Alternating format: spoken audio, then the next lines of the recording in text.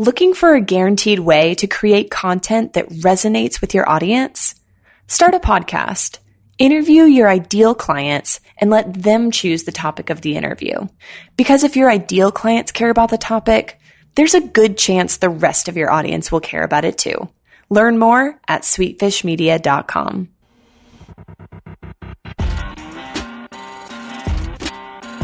You're listening to the B2B Growth Show, a podcast dedicated to helping B2B executives achieve explosive growth. Whether you're looking for techniques and strategies or tools and resources, you've come to the right place. I'm Jonathan Green. And I'm James Carberry. Let's get into the show.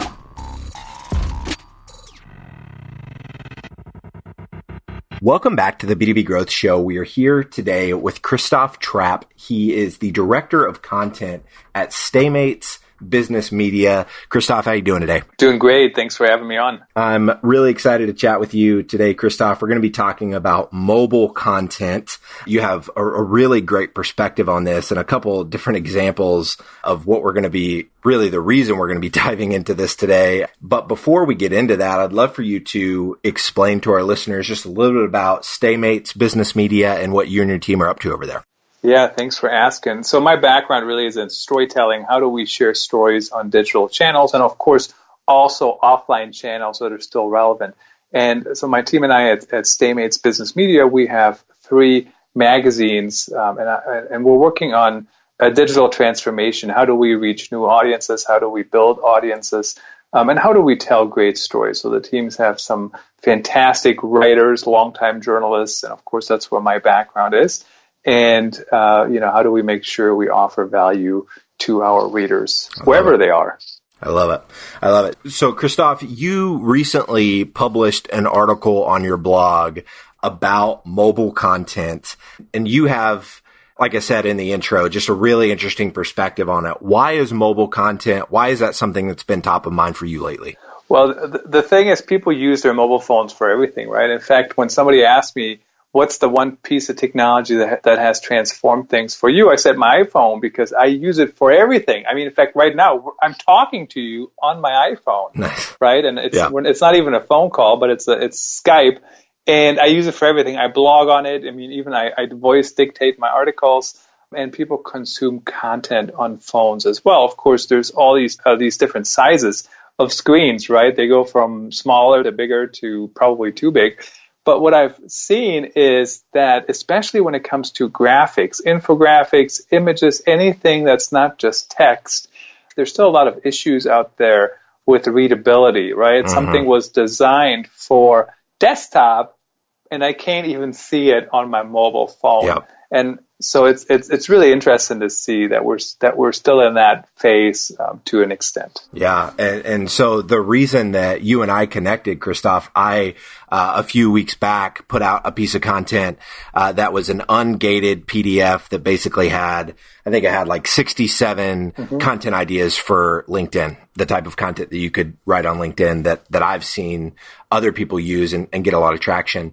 And, I'm patting myself on the back because I'm doing what Mark Schaefer says and ungating content, not making people hand over an email address to do it and thinking that I'm winning. And you comment on it and you say, hey, I can't read this PDF on mobile. And as soon as you said that, I thought, oh my gosh, I had our designers design it. And when I was reviewing it, I was looking at it on my desktop. I wasn't even thinking about the fact that people would be reading it on mobile. And I am a huge proponent of, writing all of my LinkedIn content, so that it's mobile optimized, easy to consume. We write our blog content, so it's easy to consume. So written content, I'm, very bullish on being mobile friendly, but with this design asset that we'd created, it didn't even cross my mind. So you've got another example actually of a book. Can you tell that story of, is it Tom Fishburne's book? Tom Fishburne, of course, who is the marketunist.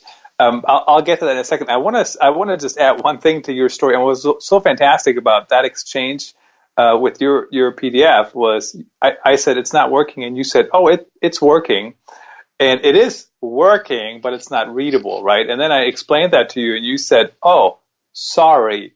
And what was so fantastic, and I was actually sitting here and I was looking at that answer, and I just thought, this is actually a fantastic answer, because you know what a lot of people do when you say something like that to them? They give you 59 reasons why it doesn't need to be readable on mobile. And you just said, sorry, didn't think of it. And that's really how we should work as digital marketers, right? We should listen to our audience. We should see what they're saying. And you know, we're not typical users ourselves, right? Yeah. Because we use things differently than the people we're trying to reach.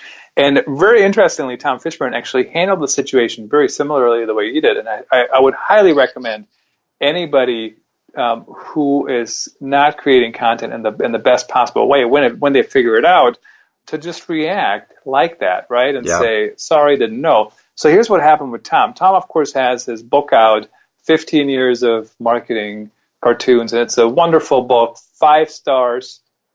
And I actually honestly don't know if I should laugh or cry when I read it, because it's so, do you know what I mean? I just actually got it in the mail yesterday, and so I was thumbing through it this morning even, and laughing at, but a lot of the cartoons in there hit a little too close to home, I think. They really do, for marketing issues out there in the real world. So anyway, but so it's like $20, the hard copy, and I was like, oh, the Kindle version is like $9.99. So I got the Kindle version, but I don't actually have a Kindle. I don't even have an iPad. My 9-year-old has an iPad, I think, and so I downloaded it on my phone. I started to read it, but you can't actually read it on your phone, but you can buy it on your phone.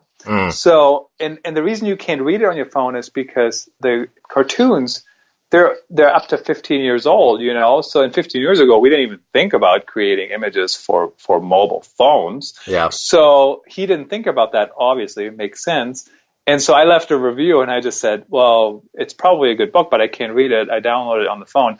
Amazon immediately refunded the $9.99. Even Tom emailed and said, hey, I'll refund the $9.99. I'm like, well, don't worry about it. Amazon already did. And then he offered to send a signed copy of the paperback, which, of course, it's an awesome book. Read it it's like a 40-minute read if you go through it in one sitting. But that's really how you have to respond. And he even asked for more info. He says, is this what you mean? Can you clarify that a little bit more? But we have to think about those things, right? It's not just desktop. It's not just mobile. It's not mobile first. It's not desktop first. It's not texting first. It's all the channels where your readers are. Yeah. Yeah, no, and I think you touched on something. It's so easy to respond in such a way where, like you said, you're making excuses or you're defending your position on why you did it, the certain way. But I think oftentimes we need to accept that kind of criticism and then let it shape the content that we're making moving forward. And so after you made the comment about my particular PDF, it just got me thinking, the 67 ideas that I laid out, I put them all on a single page. It would have made for a longer PDF, but it would have been much easier to read had I put maybe 5 ideas dispersed throughout the page, made the text much larger. So it didn't take me long at all once I took in your feedback to think, oh, well, it took me 2 seconds to realize how I can make this better moving forward. And so now the next PDF that I do is going to be optimized for mobile. Is there anything else, Christoph, that you, any other maybe types of content or any other mistakes that you're seeing marketers make as it relates to creating content in a world where mobile is such a requirement, I guess? Yeah, it is mostly for images, right? And especially images with text on it. Usually other images, they do kind of adjust themselves relatively nicely. Video is really, if you upload your video to YouTube or really whatever, most of those video services, it's automatically viewable on mobile anyways. The biggest thing on mobile is that when people shoot video, and there was one I saw yesterday, I think it was ESPN, somebody was shooting vertical, right? Mm. Because vertical, that's much easier to hold when you shoot video, right? Than horizontal, but horizontal looks a lot better because that's sideways, right? That's really hard to keep track from you which one is which, honestly. But the bottom line is, make sure to shoot horizontal because that will look a lot better on desktop. Now, what's interesting, if you shoot vertical, And when you actually just make it full screen on mobile, it'll like fill up the whole screen and you won't even be able to tell. So that's the example that goes the other way, right? Sometimes we have content that works really well on mobile, but then on desktop it doesn't work as well. So you want to make sure what's the technique that gets you the closest on all those channels. Got it. And so you had mentioned before we started recording this, Christoph, you had said we were talking about, some people have, are advocates for mobile first, and, other folks aren't thinking about mobile at all. And you said, mobile first isn't necessarily the right way to think about it either. Can you expand on that line of thinking for a second? Right. So for the most part, all the something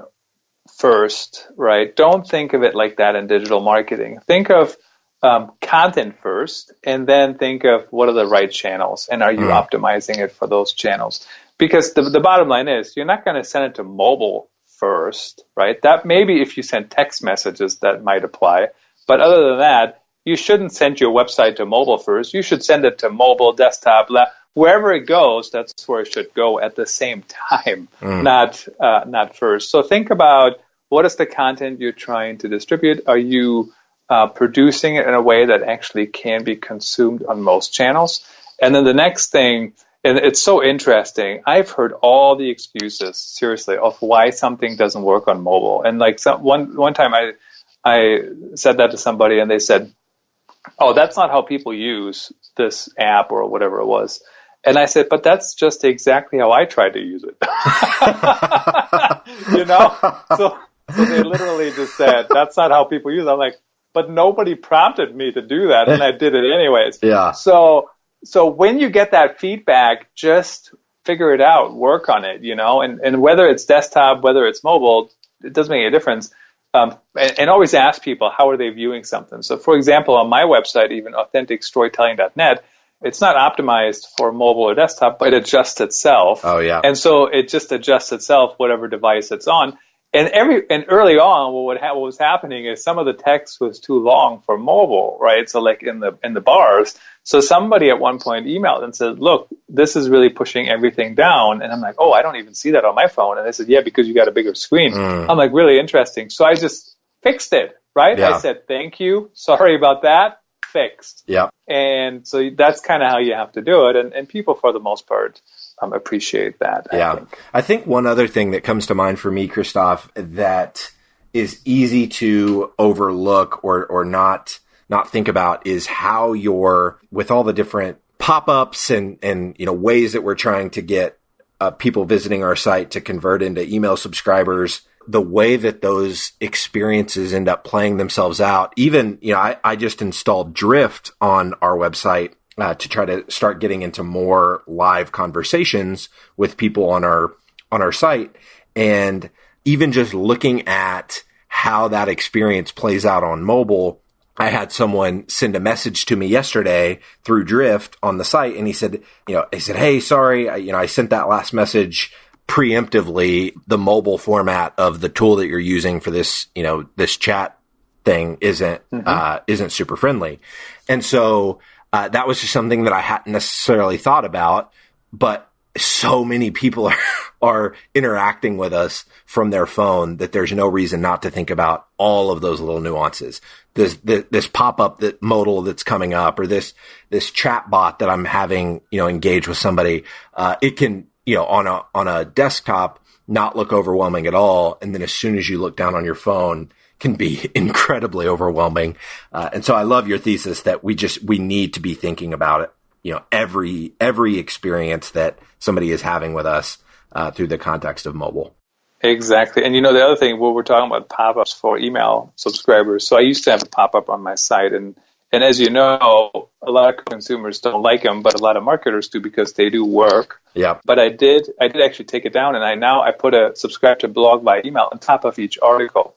So before you even read the article, you see that. Yeah. And what I found is that people actually sign up from there. And it was interesting. One expert one time took me to task, and she said, that's a really bad spot for that sign up, and it looks really bad. And I'm like, well, I'm sorry that you think it looks bad, but I'm signing up a number of people each day. Yeah. So it's working and nobody's complaining. I mean, in fact, nobody's complaining. Well, people complain about pop-ups all the time. Yeah. And so the other thing, try new things, see what's working, see how people react. And that's the beauty of digital marketing, right? It never stands still, and you want to see how people react. Yeah. Have you experimented with the subscribe to blog via email at the bottom of your post, or have you only tried it at the top of your posts? Yeah, I did used to have it at the bottom of the post, and really not very many people signed up. And I think what the theory is that people read the article, right, and then they sign up. Well, what we know is most people don't read the articles anyways, right? They just kind of skim it. Yeah. So for example, on this article here on mobile, they might say, okay, the headline says, if I can't read your content on mobile, why does that still happen? So a lot of people, they might go, oh, yeah, so annoying. Okay, I got to subscribe. And they subscribe. Or they might say, oh, interesting, maybe I read more. But a lot of people don't read online in general, right? Yeah. So they skim. So you got to keep that in mind. So when people say, well, you want to do it at the bottom because then people are engaged, and people might be more engaged, but even like the long articles, like people say longer articles work better, and sometimes that's true, sometimes it's not. But most people don't read them. Most people actually skim them, and then they write. So. Yep, I totally agree. Well, this has been fantastic, Christoph. If somebody wants to stay connected with you, I know you're super active on Twitter, obviously on LinkedIn. That's how we met. What are ways that folks listening to this can stay connected with you and also learn more about Stamats Business Media? Of course. Connect with me on my blog, authenticstorytelling.net. Of course, LinkedIn is fine as well. And Twitter, pretty active on there at ctrappe, C-T-R-A-P-P-E. Love it. Awesome, Christoph. Well, thank you so much for your time today. This has been fantastic, and I really appreciate it. Thank you. If you've been getting value from this podcast, you can help us reach more people by reviewing the show on iTunes. Here's how you can leave a review in less than a minute. Open your podcast app and tap the search icon in the bottom right corner. Type in B2B Growth, then select our show. Once you're there, tap the Reviews tab and tell us what you think of the show. These reviews help us out a ton. Thank you so much for listening. Until next time.